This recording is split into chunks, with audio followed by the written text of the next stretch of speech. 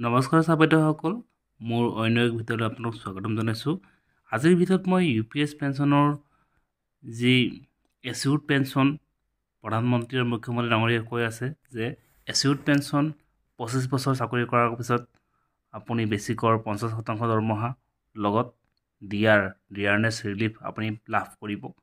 ইয়াক লৈ ভিডিঅ' বনাইছোঁ। এই ক্ষেত্ৰত মুখ্যমন্ত্ৰী ডাঙৰীয়াই কি কৈছিল এবাৰ শুনি লোৱা হওকচোন।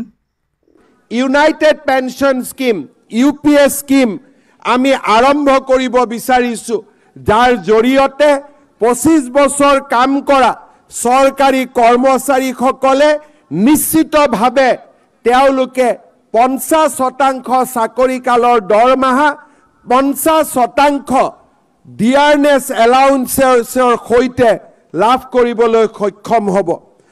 আৰু মই আজি ইয়াত আপোনালোকক কিছুমান ইয়াৰ ভিতৰৰ কথা দেখাব বিচাৰিছোঁ আৰু জনাব বিচাৰিছোঁ যে আপুনি 25 বছৰ চাকৰি কৰাৰ পিছতো হয়তো আপুনি এছিউড পেঞ্চন 50% নাপাবও পাৰে।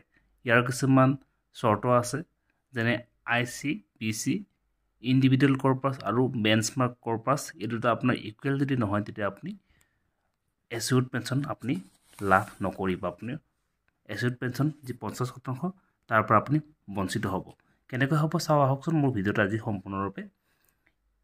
ইয়াত চাওক, মই এটা আপোনালোকক দেখুৱাই আছোঁ যে কৰ্মচাৰীজনৰ বৰ্তমান বেছিক 45,000 টকা আৰু কৰ্মচাৰীজনে 300 মাহ অৰ্থাৎ 25 বছৰ তেওঁ কাৰ্যকাল তেওঁ চাকৰি কৰিছে কৰ্ম। আৰু ইয়াত চাওক, ইণ্ডিভিজুৱেল কৰ্পাছ 45 লাখ আৰু বেঞ্চমাৰ্ক কৰ্পাছ 50 লাখ। ইয়াত ইকুৱেল নোহোৱাৰ কাৰণে ICRBC আপোনাৰ ইকুৱেল নোহোৱাৰ কাৰণে কৰ্মচাৰীজনৰ পেঞ্চন আপোনাৰ হ'ব লাগিছিল 22,500 টকা, তাৰ পৰিৱৰ্তে হৈছে 20,250 টকা প্লাছ আপোনাৰ ডিয়াৰনেছ ৰিলিফ লাভ কৰিব।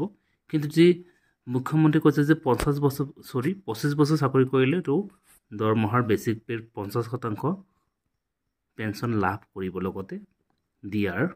গতিকে সেইটো আপোনাৰ কিছুমান কণ্ডিশ্যন আছে ICBC।